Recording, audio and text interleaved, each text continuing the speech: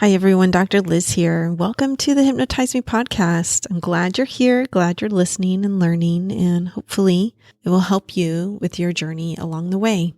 I am a psychotherapist with a specialty in anxiety, insomnia, and deeper emotional healing.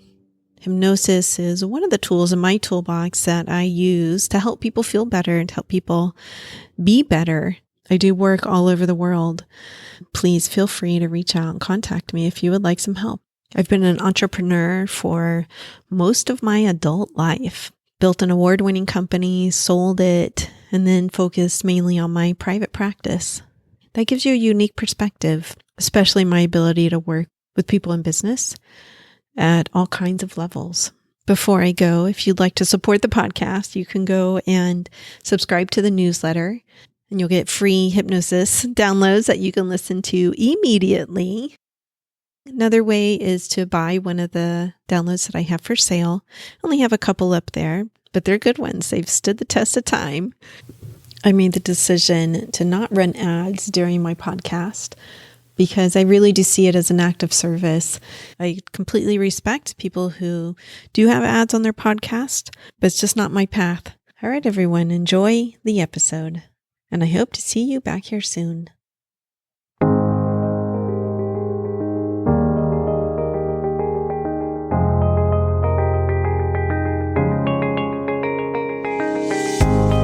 Hey everyone, Dr. Liz here.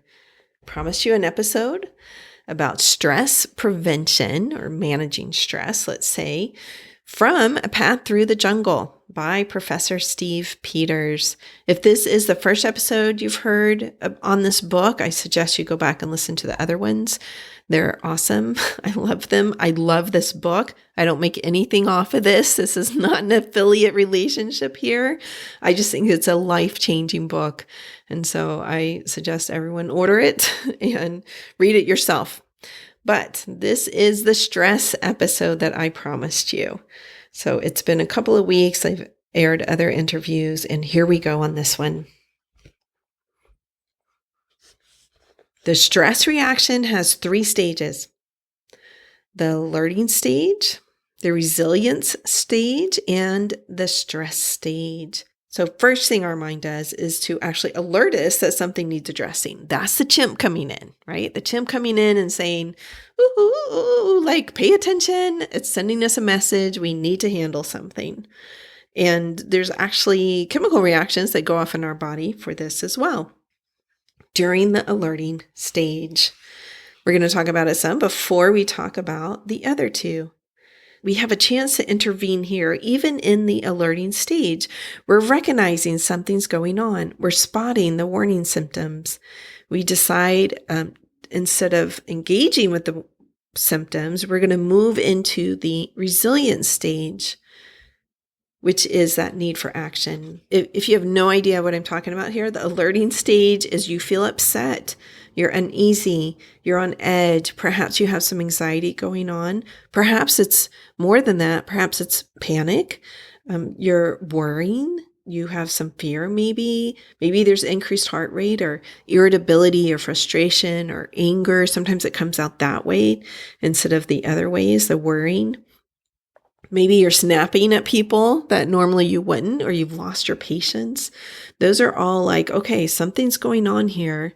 There's some stress going on, and I need to recognize what's happening. Because if you don't recognize it, then it's going to get worse, typically. So sometimes people say, I'm just going to ignore that. There's a difference between ignoring something and I need to put it off for a while because I've got to handle other stuff. Particularly parents will put our stuff off for a while if we're trying to handle kids' stuff, even if those kids are adults, technically. Maybe they're young adults, maybe they're even older, but we'll often sacrifice ourselves to handle the kid problems coming up, no matter how old they are. But that's like, all right, I know I've got to do that eventually. I just can't do it right now, versus I'm just going to ignore that. I'm not going to go get my heart checked out. I'm not going to the doctor. I'm not going to the psychologist, even though I'm under massive amounts of stress or something like that. I'm not going to actively try to relax and take things easy and do something to help myself. That would be ignoring. And when you ignore, you're missing that window of opportunity to actually form a plan for your chimp and to ensure that you don't actually enter that third stage of stress, which is chronic stress. Okay, so let's talk about the resilience stage, the second stage, before we talk about the third one. The resilience stage is where the mind moves into action, and there's actual hormones released during all of this. It says, okay, chimp, I hear you, and I'm going to make a plan for you. And I'm going to do things to help you settle down.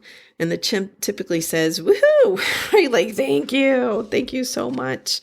And we've talked about how to form a plan in the previous episodes on depression, anxiety, panic attacks, the chimp versus human, that's the basic one.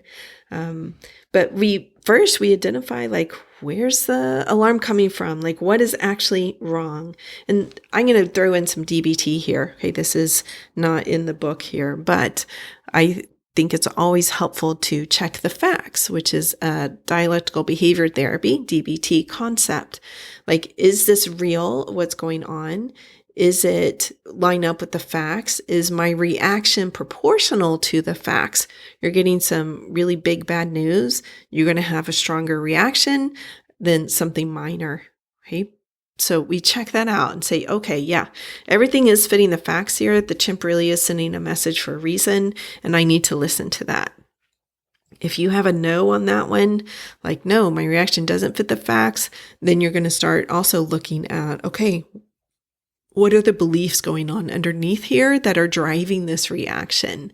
So let me take a look at those, see if I can modify some of them to my benefit, for my benefit.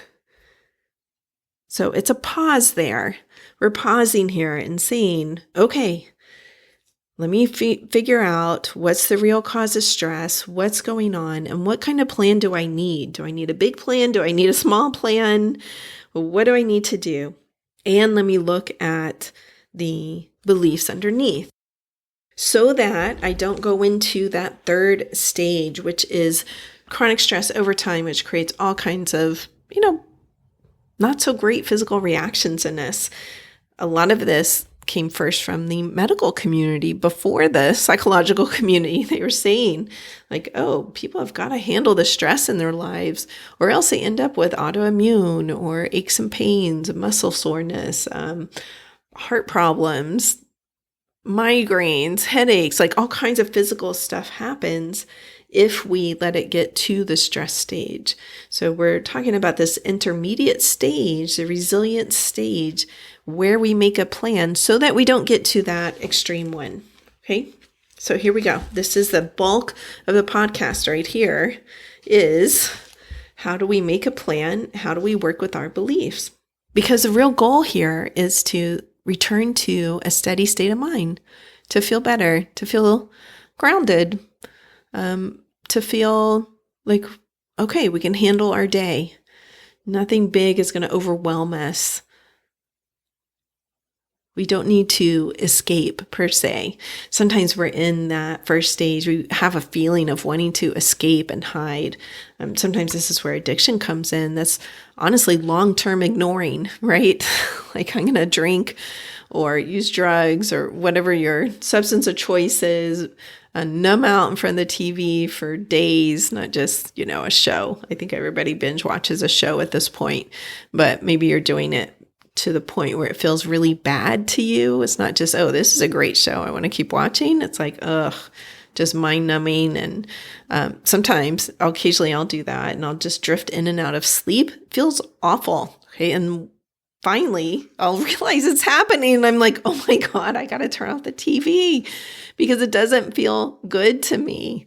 So I'll turn off the TV and I'll get out my list of everything I can do besides watching TV. I made a huge list at one point. And basically you want a list of things that make you feel better, or some actions to take that make you feel calmer. So that's part of your plan for the chimp. When something hits you and you're like, oh my God, this needs to be handled. It's in that first stage, alerting. And now I'm moving into resiliency stage. I need a plan to help myself feel better. You can pull out that list, things that help me feel better. And also, what do I need to do to handle this?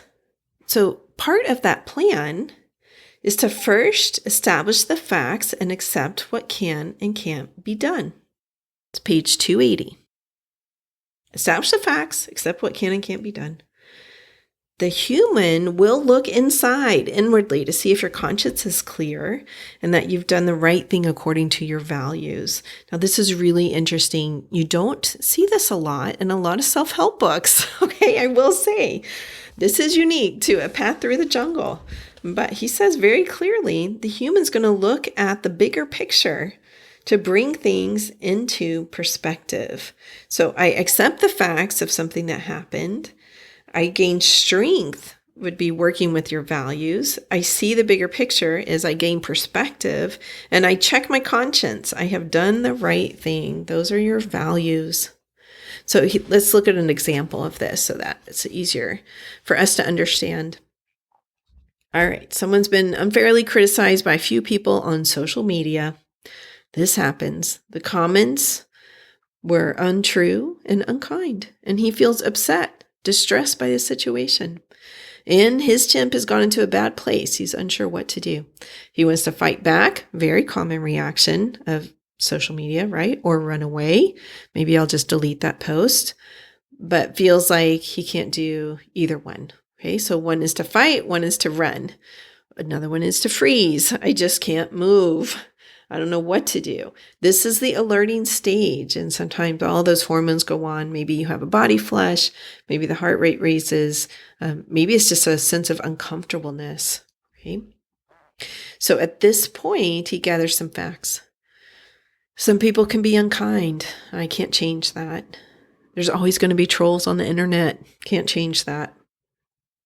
I have a choice about whether I want to listen to them and believe what they want to believe or not. Like, does that fit with what I believe? If my chimp won't settle, so maybe the chimp keeps sending a message, I can put out a statement of truth. According to his own values, it's not worth getting unkind or unreasonable people to change their minds because they won't. This is in the book, this example in the book. So he's saying, hey, unkind people don't often change their minds. Don't go down that path. People who love me know the truth. It's my choice where to put my focus and thoughts. Okay, so that's all like gathering some facts here. Is responding going to work to change people's minds? He decides no, it's not going to work. People who really know me know the truth. Yes, okay. And you see this all the time. Sometimes when I'm watching TikTok, which I love, I see the videos where they're responding to unkind comments, and I just sort of always skip them by because it's like, look, if you follow someone over time, you start to get a better sense of who they are. I think if you feel like they're being authentic, you cannot ever really know the truth if you don't know them in person. But if you feel like, okay, they're being authentic, I know this isn't true about them. Someone just came in and tried to stir up some trouble. My perspective is like, why even respond to that? But I understand the instinct. I totally do understand the instinct. I got like one bad Google review of someone I never even saw. And it's like, oh, geez, full body flush, anxiety, anger. Like, I never even treated you. How could you give me a 1-star review? They weren't happy with how I responded when they called me. And it's like, got it. Part of my truth was sometimes I have a bad day. I'm not perfect, and it's okay to not be perfect. I can tolerate making mistakes. Those are some of the statements I actually write down for myself. Right under that one is I have a lifetime of making good decisions. So it's like So I have a lot of evidence about really good decisions I've made and good days. And I'm sorry I had a bad day. It resulted in something I didn't like. And sometimes that will happen in life. That's it. That one you sort of have to respond to because it's Google. If you want to go and leave me a great Google review, feel free. Although I think my profile is like suspended right now, my business profiles. If you're listening to this in the future, you can Google me up and say, I love Dr. Bonet. I love her podcasts. Because hopefully that suspension will be lifted at some point. I tried to change the address, and whenever you do that on Google, chaos ensues, people. Chaos. So anyway, okay. Now, back to the book. George now adds perspective. So he says most people will forget pretty quickly what was said on social media. Most people don't care. It's true. A lot of people don't care. Few weeks' time, everything will have moved on. Look at my whole life. This is trivial. And everyone suffers unfair criticism at some point in their life. So he goes through all of those things to give himself perspective and to calm down the chimp. You're basically talking to the chimp like, whoa, hold on here. We don't need to be hopping around so much. Thanks for the signal, but now we're going to go into calming you down. So finally, George looks to his values. I know the truth. I live by my values. I have done the right thing. I'll hold my head up. Okay. So that's an example of everything that's gone pretty well. But what if he really hasn't done the right thing? What if you look inward and you're like, ooh, I did something wrong and the comments made were true? This is an example that I just gave you about myself. I did do something wrong. And so I had to go to some of my own values and facts, make some perspective statements. So these are the ones from the book, and you'll hear them that I made similar ones. And I think all of this happened before I read this book, but I had some helpful autopilots going on. Facts. I have done what I've done. I can't change the past, but I can change the future. I can apologize and make amends. I can try to put things right. I can accept responsibility. I did apologize in my response. I'm sorry that it didn't go well. And I gave some facts. I can't always take everyone in my practice. Perspective. Everyone makes mistakes. Everyone does something that they wish they hadn't done. Mistakes can be amended or compensated for. This isn't my first mistake, and it won't be my last.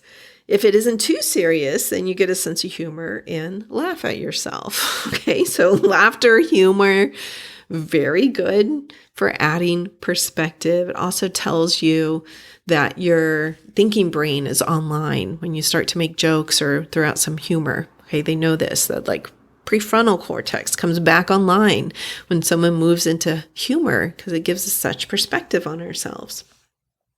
And then the values section says, I can accept responsibility and be honest. I can say sorry. I can try to put things right. I can forgive others. Then I need to forgive myself. So the values are going to be particular to you, although there are some like universal values that most of us agree on. Like most of us feel like it's a good thing to try to be kind to each other. That's a universal value, let's say. I was listening to some podcast about dating, and they said that if someone's unkind on a first date, it will almost always tank the date for the potential partner, for the other person. Like, oh no, I don't want to see them again. And sometimes they don't even quite know why, but then when you ask them more, they'll say, oh, he was unkind. He was unkind to the waiter or waitress, or he said something unkind to me, or she did, or she made fun of me in a way that was unkind, not like playful banter, let's say. Anyway, that's one to think about. But we have all kinds of universal values, and then you have your own personal values. Once we have this clear, then if we need to do an action to also help us return to a more steady peace of mind, then we go ahead and do that. We move into action. Maybe the example dude, George, does post something else on that social media post. Maybe he does delete it. Maybe he decides to make a new one. Whatever gives him peace of mind. Maybe he says, I'm going to forget about this. I'm not going to worry about it. I'm going to go surfing and take my mind off of it. Who knows? You've got to come up with what works for you. And for me, like, you can go to an actual list that you make. Maybe journaling will help you. Maybe something more active, like exercise or getting out of the house or something like that. Maybe something more creative. Dr. Peters does address what happens if my plan doesn't return me to peace of mind. So sometimes we have to refine it or come up with a second plan.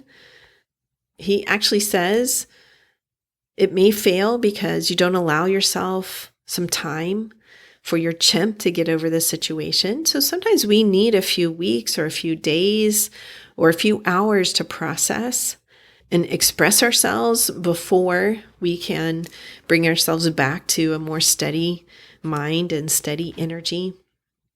Sometimes when I'm seeing someone and they say, why do I have to run this through my mind for like hours and hours and hours?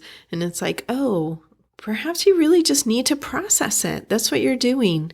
If you're replaying a conversation that didn't go well and you're processing it and you're seeing, do I need to make a plan here? Do I need to go back to this person and redo something or say something different? Or do I just need to let this go? Like, what will be most helpful for me? And so sometimes you need time to do that. And people need a different amounts of time depending on how they're built and how they work and how they process, or depending on what has happened, whether it's smaller or whether it's larger. But as long as there's a plan in place that offers a way forward, there's going to be energy there. Energy will diminish when a plan fails and there seems to be no way forward. We call that helplessness. And if that goes too deep or too wide, if it becomes more of the Nile than just a little mountain trickle, then that becomes depression, that feeling of hopelessness or helplessness. There's no way forward here. There's no way out. And that's dangerous. That doesn't feel good, and it's not a great place to be. And the plan hopefully helps you not go there. That's what the plan is for. But if we don't manage to form and execute an effective plan, then we do move into the stress stage. And this is actually seen in the brain by resilience hormones being suppressed by the stress hormones. This is like a lot of concern and worries of feelings of being trapped. It can cause anxiety, panic attacks, disrupted sleep, binging or comfort eating, or restriction in eating, which then causes dangerous weight loss, fatigue, tearfulness, loss of confidence, rumination. Rumination is when you're worrying about the same thing over and over and over. I put out a newsletter about thought loops that just go over and over and over in our mind. If you're not on my newsletter, go join it. You won't get that one, but that one is on my website under a blog post. So you could look it up. You could search thought loops on my website and see what I have to say about them. But I say, like, all right, you got to make some plans to change those thought loops. You got to recognize what's going on. This is what he's saying in this book. You got to recognize what's going on and make a plan for some change to address it. So the acute stage of stress has two progressions. Move back to the resilient stage or move into a chronic stress state. So let's look at the 4 steps he gives to return to the resilient stage. 1, recognize you're under stress and work out exactly what the cause is. Sometimes the cause is something real, tangible in the world. Sometimes the cause is our thoughts, what we're telling ourselves. So you've got to figure that out. Step 2, accept that there's a problem to address and that it needs addressing. Like, hey, yeah, something is going on here. I've got to address it. Sometimes we're in that in-between stage. Like, is something going on? I don't know. Sort of like, am I in pain? Is my left knee bothering me? Or no, that's just it's okay. It's just a little tweak. That's all. It's okay. It's going to be fine. Sometimes it's that in between. But eventually we say, oh, yeah, there's a problem and it needs addressing here. 3, accept that there's a way forward. It just needs some time to work this out. So again, you may need some time to figure out what that plan is. This is not always immediate. This is not always, even a day or two. Sometimes this is months. Occasionally this is years for people that they've got to figure out their plan forward. 4, acknowledge that the way forward might include having to accept that something is not ideal or a compromise or that something can't be changed. So the way out of stress involves a lot of acceptance, working with reality and truth. In other words, moving from your chimp brain, because the chimp's going nuts, sending the message to your human brain. The human forms the plan for the chimp. Look, you can learn relaxation techniques to help ease anxiety, but alone, those aren't going to help if it's not addressing the root cause of the stress and anxiety. This is going way back, but when I was pregnant with my youngest daughter, one of my friends came from California who I'd known a long time, a very close friend, and she said, "You've got to accept that you need a plan. We're going to make a plan forward for you out of this marriage. This marriage is so abusive." He was emotionally abusive, and the very end, he got physically abusive, which is when I was like, this is done. Okay, done. I was not working at the time, but she said, "We're going to make you a 2-year plan. Like, you're not leaving at 37 weeks pregnant." Okay. I didn't have a job. I wasn't working. I had another child. I did not have the kind of mom where I could move home. I'm going home. I'm going to live with my parents and work things out. Not going to happen for me. So she's like, "We're making you a 2-year plan." I said, okay. She was functioning like my human at that point, because often when you're in the middle of an abusive relationship, your human is often offline. Okay, this is a point that people don't commonly understand. They're just like, why don't they just leave? And your human's not online. Your ability to make a plan is actually impaired often. So you need help doing that. There was another relationship years and years after my divorce where one of my friends said, "You've got to call women in distress." This guy was sort of dangerous. Not sort of. This guy was dangerous. I did not know what to do. She said, "You need to call women in distress, make an appointment." So I did. And they gave me a plan. Women in Distress, this is in the US. It's an aid organization for women in domestically violent situations. They were functioning as a human. They said, "Okay, this is what you got to do. Step by step. Step by step." They said how to get his stuff out of my house. He wasn't living there, but he had a few things in my house from sleeping over and stuff. How to keep him calm, how to not upset him, how to just pretend that things are good for now until I could make my move. They were my human. They made me the plan. Sometimes we need help with that. Sometimes that's what a therapist does. They help you make the plan because you don't know. Maybe you have watched all kinds of stuff on the internet or read or whatever, and you still don't know. Okay, talk to another human. I really don't suggest talking to AI. They make you some really bad plans right now. Hopefully that will change in the future. But believe me, very bad plans have been circulating that AI made. So I say, if you can at all afford it, talk to a human. That may be a friend, that may be a good parent, that may be an organization that does free services, or maybe you pay for some services where someone helps you make a plan. Okay, so we've got those 4 steps.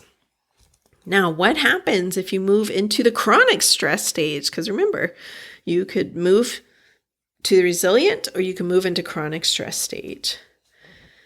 It can occur from 2 main causes, is what Dr. Peter says.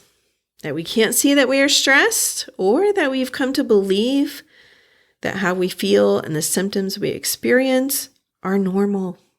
It is very common for people in chronic stress to think that what they're doing is normal, how they're reacting is normal, that there's no way out of it too. Oh, I'm always irritable. I know I'm a worrier. They start to think of these symptoms as traits instead of things that can be solved. And we already reviewed what happens when you're in chronic stress, all kinds of physical problems as well as mental. So how do you remove chronic stress? It's a process. That's what I'm going to say. And before we start to go into how do I remove it, I do want to acknowledge that some people, in some situations, you are in chronic stress, period. Okay, for a while. You may be making plans to how to tolerate that situation. I'm thinking about someone who's chronically ill, or a relative who's chronically ill, or someone declining in their health. I don't think anyone in war is listening to this right now. They're concentrating on staying alive. That's a different situation. I'm not pretending all of this works for war, although there's a very famous book, Viktor Frankl, Man's Search for Meaning, which he wrote because he was in a concentration camp in World War II.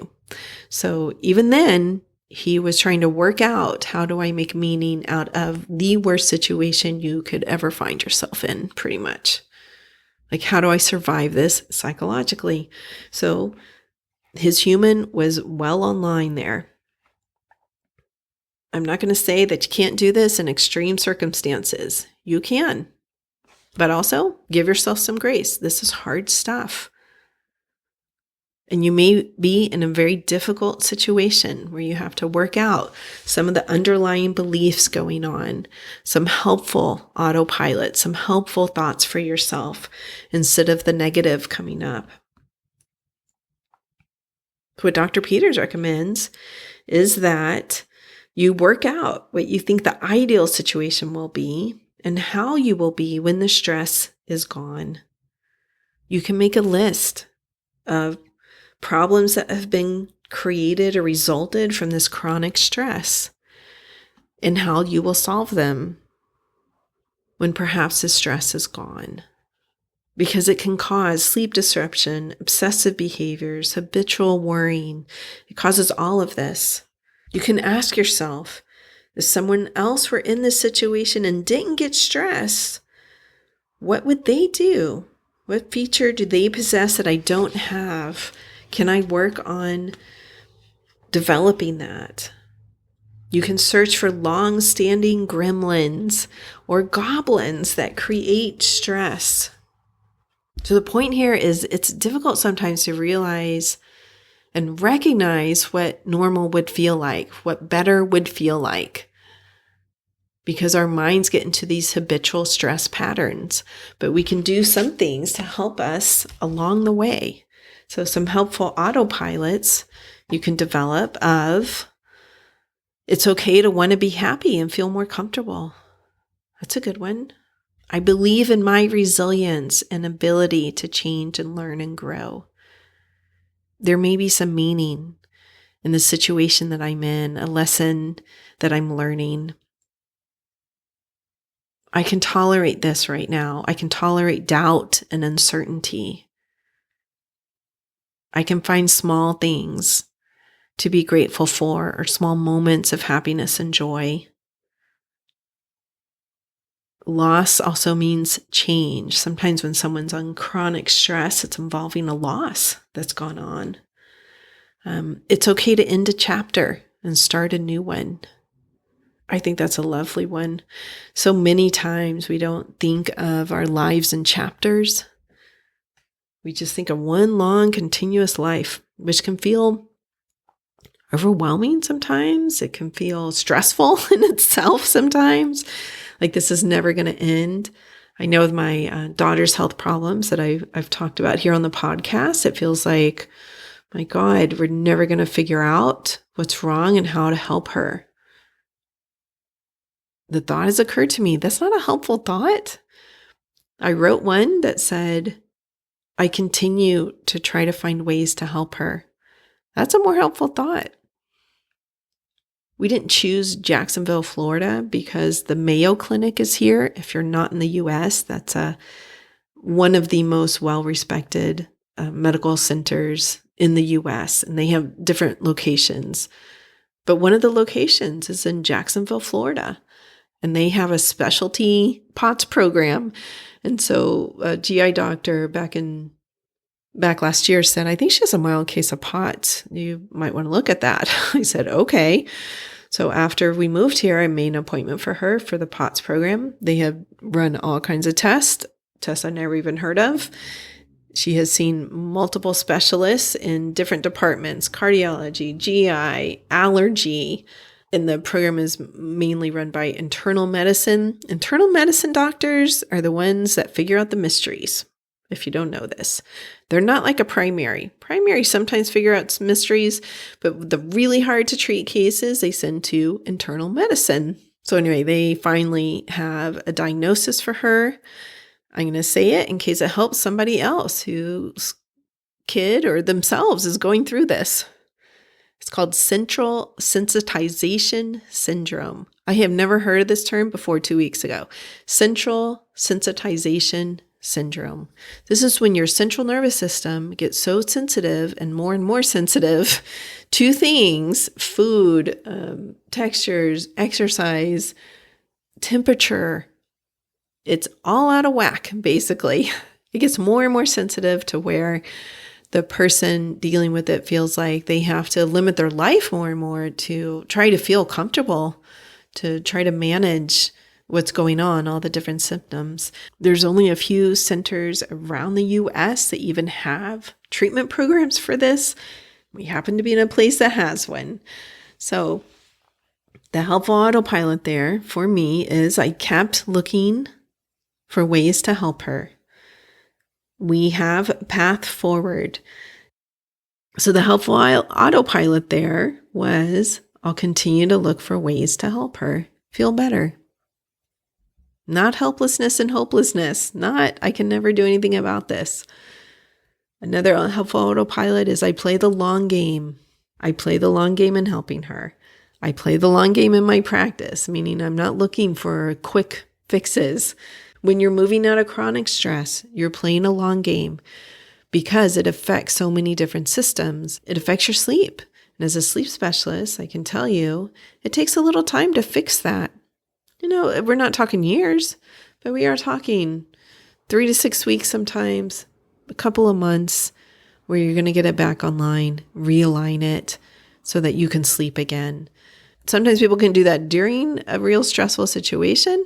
Sometimes that situation needs to resolve before they can do that. But that's playing the long game. These are a list of my problems. I'm going to make a plan for them. I'm going to make sure that eventually I feel better. I'm not giving up. That's another one. It's okay to rest. That's a good helpful autopilot. If you're under chronic stress, it's okay to take care of myself. Sometimes people feel like if they're taking care of somebody else who's really sick, that it's not okay to feel good themselves. Like, how could they feel good if their parent or their loved one is suffering? And it's like, wait a minute, it's okay for you to feel good, to take good care of yourself so that you can continue to care for them. If you get so burned out, you're not going to be a good caretaker. You're just going to be resentful and angry and irritable and hate, not them, but the situation you're in. That doesn't feel good for anyone. Take good care of yourself as much as you can. But you have to have the belief underneath that it's okay. It's okay to take good care of myself. They would have wanted this for me. If that's the case, maybe it's not the case. But then you have to develop your own belief. Let's say even if my parent didn't want me to feel good in life, I know that it's important that I do. So let me find ways that I can live life differently with a more happy mindset or more calm mindset or whatever that is. Lots of different ways to get to helpful autopilots. And again, they're not always easy. But I do encourage you to try to find some. And Dr. Peters gives lots in his book. And I think I'm going to publish a sort of a meditation episode. I don't know what to call it, you guys. I really don't. Of where I'm just saying them with like music in the background. Potential helpful autopilots. I don't know. I love them. These are a little bit different than affirmations. Let me say this here at the end and we'll wrap up. I know this is a long episode. I don't usually run them this long. These are different than affirmations. Affirmations you don't really believe. You're trying to get there, but you don't believe them. Helpful autopilots is really looking into your own values and saying, okay, what do I believe and how is it going to help me here?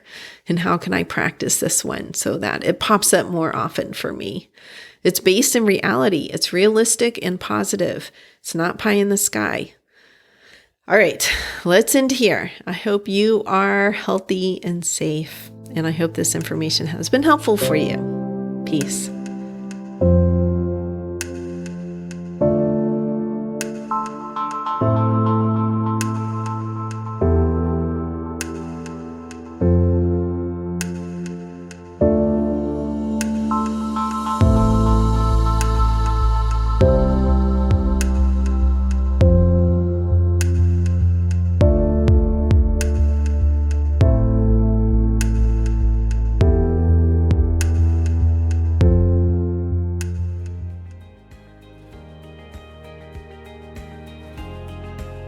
I hope you truly enjoyed today's episode. Remember that you can get free hypnosis downloads over at my website, drlizhypnosis.com, DRLIZ hypnosis.com. I work all over the world doing hypnosis, so if you're interested in working with me, please schedule a free consultation over at my website, and we'll see what your goals are and if I can be of service to you in helping you reach them. Finally, if you liked today's episode, please subscribe to the podcast or tell a friend. That way, more and more people learn about the power of hypnosis. All right, everyone, have a wonderful week. Peace. This podcast is not mental health treatment, nor should it replace mental health treatment. If you need therapy or hypnotherapy, please seek treatment from a trained professional.